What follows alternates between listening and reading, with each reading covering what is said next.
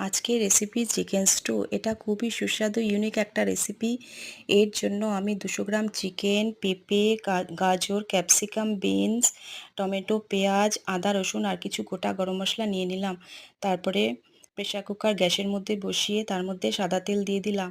তার মধ্যে গোটা গরম মশলা, লবঙ্গ, এলাচ, দারচিনি, গোলমরিচ দিয়ে দিলাম। তার মধ্যে আদা রসুনটা পেস্ট বানিয়ে এর মধ্যে দিয়ে বেশ কিছুক্ষণ নাড়াচাড়া করতে থাকবো।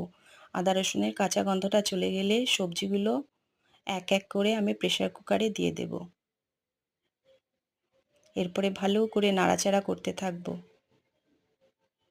তারপরে স্বাদ মতো একটু লবণ দিয়ে বেশ কিছুক্ষণ নাড়াচাড়া করতে থাকলাম।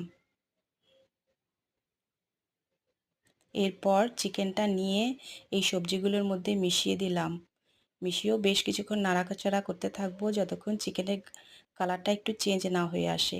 এরপর জল দিয়ে দিলাম আন্দাজ মতো।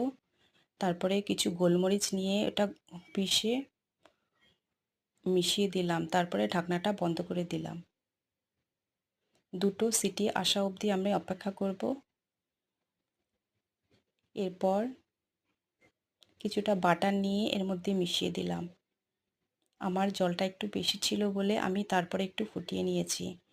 আমি Chitralekha from Chitralekha's kitchen. Thank you for watching.